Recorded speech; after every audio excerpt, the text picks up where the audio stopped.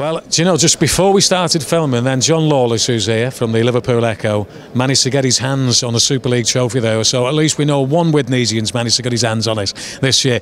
You've just seen what's gone on there. Very exciting times, new sponsor, new structuring, you name it. It's all new. What's your views of the forthcoming Super League season, John?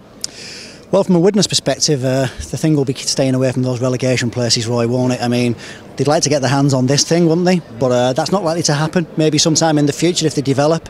But for now, finishing outside the bottom 12 is not an option for Widnes Vikings. Generally, by the way, I think it's going to be a really exciting season. Relegation does add something, whether you think it's a good thing or not. It certainly adds a bit of excitement, doesn't it? Widnes are more likely to be involved, unfortunately, in the bottom half than the top half, I'm afraid. But I think they'll avoid relegation. Do you think that I know obviously you're being the harsh realist there and stuff like that, but do you think that perhaps maybe we might be looking at quite significantly above the drop zone? Because if you look at the developments of Widnes over the last 2 seasons, they have been consistently getting better and better all the time, and if they knocked on from that, and you know yourself, if we'd have won a few of those close call games last year, we'd have been significantly up there. So there's a half possibility, I would have said, that you could be breaking into the playoffs.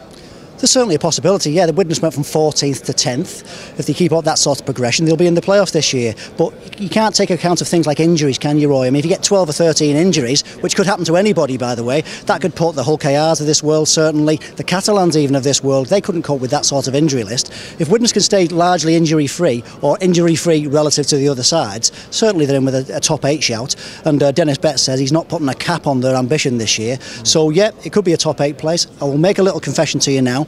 I've done my little competition we do in the media each year where you have to predict where everyone finishes. Right, yeah. And I've gone for Widnes 11th. Now I know that might not sit well with many Widnes fans, they're looking for better than that, but I've gone for Widnes 11th and I did win it last year, so I'm a man to be listened to. Have you gone top?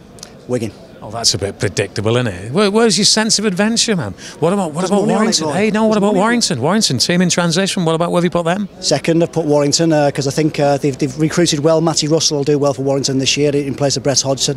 And they've got a very, very deep squad. They've got loads of youngsters coming through, as of Wigan, who can replace the good players that they've lost. So I watched them at Saints as well the other night, Wigan, and they were very impressive. So they're going to go well again. I hope my prediction about 11th for Widnes is wrong, by the way. I want to see 6th, 7th, 8th, ideally. And I like to look on the pessimistic side, because then you're never disappointed. I want it to be wrong so I can play this video out at the end of the season and make sure your name is complete mud. What particular game are you looking forward to in the early part of the season? Who would you like to see? Well, we start off with a really important game for Widnes, don't we? London Broncos. I've spoken to Tony Ray this afternoon and he's very much looking forward to it. That is close to being, it's not a must-win game, we're in a league season, it's 27 weeks long, the league season, but that is close to being what looks like a bit of a must-win game, and certainly the way it'll make the fans feel about Widnes Vikings this year. They'll certainly want to see them beat the team that everyone's predicting to run last year, which is London. So Widnes could do with getting off a bit of a good start, because also as well, a bit of anxiety, especially amongst the fans, will kick in if Widnes are down there amongst the bottom few, let's say halfway through the season. So I'd like to see Widnes get off to a good start. Obviously the key games, we want to see Widnes, if you're a Widnes fan, you want to see them beat Warrington again, don't you? You'd like to see them take some more points off Saints, like they did last year. But the key games, Castleford, Wakefield, Bradford, they're the teams that you're expecting Widnes to sort of be competing with. We saw Widnes lose quite a lot of those games last year in quite narrowly. If they can turn that around this year, that could be the difference between that top 8 and out of the top 8. Interestingly enough as well, because we had the new sponsor, the First Utility, the boss man, Ed Cam, I believe his name was, he came on, and they're actually based in Warwickshire, aren't they? Yeah. And despite the fact that we're not in the franchise game anymore, he was saying, be nice to see a team from the Midlands, and it would be, but if you've not got a franchise system, then the only way that you can progress to be in Super League is organically. You'd have to start at the bottom and work your way up, unless there's something we're not being told. Well, at least we can all see it that way, can't we? We've got Oxford Cavaliers, for example, haven't we, in Championship 1? That sounds a great name for a team, doesn't it? Yeah. The Roundheads we need now to play against them, but we've got Oxford Cavaliers in Championship 1.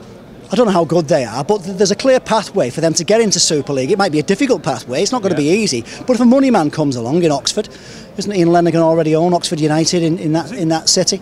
So if a money man comes along for Oxford, he knows how to get them into Super League by winning rugby league matches largely. Of course they're going to need some infrastructure as well, I dare say, but before it was all a little bit opaque, Roy, wasn't it? We couldn't really see it. It was a bit too dark, that corridor, in my opinion. At least now there's some light on the corridor, so if you're an ambitious man with a few quid in your pocket, you could go into an Oxford Cavaliers or a Warwick whatever they are, Warwick Wizards, if they even exist. And you can see a pathway to actually get to the promised land in a way that we can all see and we know sort of can't be faked. Well, there you are.